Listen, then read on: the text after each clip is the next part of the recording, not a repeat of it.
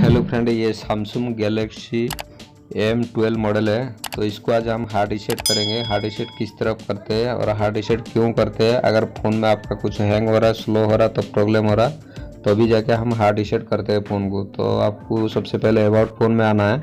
तो यहाँ पे लिखा हुआ है हार्ड रीसेट।